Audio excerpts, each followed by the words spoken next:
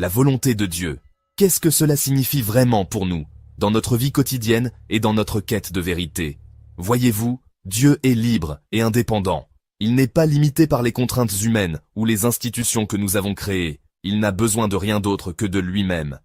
Sa volonté est pure, sans attache, et elle transcende toutes les frontières que nous connaissons. Et à cause de cela, Dieu s'oppose à toutes les religions qui agissent comme des prisons pour nos âmes. Ces structures peuvent souvent nous éloigner de la véritable essence de la spiritualité. Pensez-y. Est-ce que l'une de ces religions a véritablement amené Dieu sur terre? Non.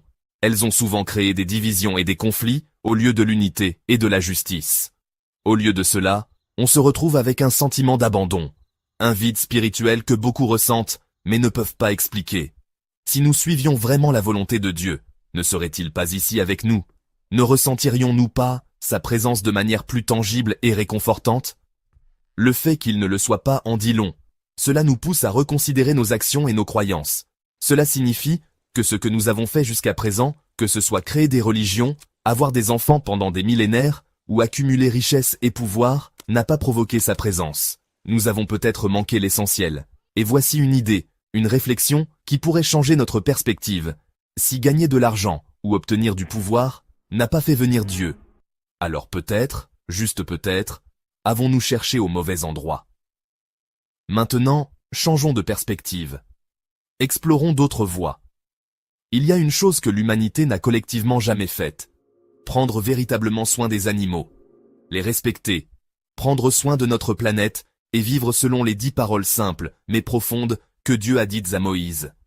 Ces 10 paroles ne sont pas seulement des règles, mais des guides pour une vie harmonieuse et respectueuse. Moïse, d'ailleurs, n'était pas un religieux. C'était un homme libre et humble, un modèle de simplicité, contrairement aux esclaves religieux qui ont appelé les 10 paroles les 10 commandements. L'esprit orgueilleux et asservi de nombreux chefs religieux de tout temps ont changé les termes mêmes de la parole de Dieu. Il n'est donc pas étonnant que Dieu dénigre les religieux et leur réserve un châtiment terrifiant. Ces leaders, souvent, cherchent le pouvoir et le contrôle, plutôt que la véritable connexion spirituelle. Imaginez un monde où nous respectons vraiment chaque être vivant, où chaque vie est précieuse et digne de respect, où nous prenons soin de notre planète et où nous nous traitons les uns les autres avec l'amour et la dignité que ces 10 commandements inspirent. Un monde où la compassion et l'empathie sont au cœur de nos actions. Et si c'était la clé? Et si cette approche simple et respectueuse était ce qui nous manque pour amener Dieu sur terre? Et si vivre en accord avec ces principes pouvait enfin amener Dieu dans nos vies?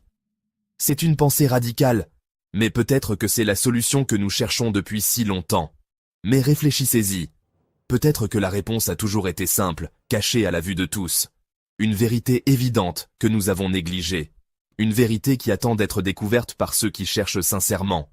Alors, je vous mets au défi, en tant que chercheur spirituel, de vous éloigner du bruit des religions traditionnelles et des normes tordues.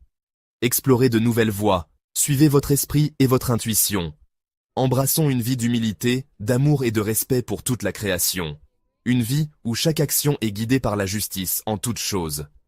Voyons si ce chemin, guidé par la véritable volonté de Dieu, peut nous rapprocher de sa présence plutôt que de courir à notre perte. Ensemble, nous pouvons créer un monde meilleur, droit et juste. Éradiquer les méchants, une fois pour toutes, et prendre soin des braves gens. Merci de me rejoindre dans ce voyage. Continuons à chercher, à apprendre et à grandir ensemble. Rappelez-vous que tout ce qui a été fait jusqu'à ce jour a échoué. Le temps est venu de changer. Je vais vous parler du Maghreb et de l'Afrique. Évidemment, ça va sentir très mauvais. Raisonner dans cette puanteur, c'est pas pratique. Ou même très difficile d'y respirer. Maghreb, tu pues, qu'est-ce que tu pues? Et l'Afrique, ce sont les négros et les Arabes, tous corrompus. Les cafards y grandissent en troupeau. Les routes en poussière, ivrognes, voleurs, assassins.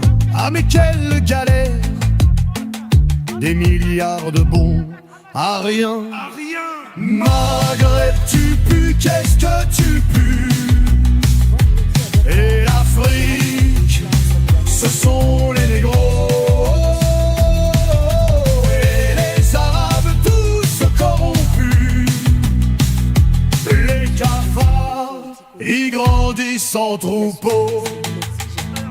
Les Arabes pourrissent l'humanité. Les négros avec leurs gros nez, ils sont si violents, ces gros tarés. Résultat de la consanguinité. Maghreb, tu pues, qu'est-ce que tu pues? Et l'Afrique, ce sont les négros. Et les Arabes, tous corrompus. Les cafards y grandissent en troupeau.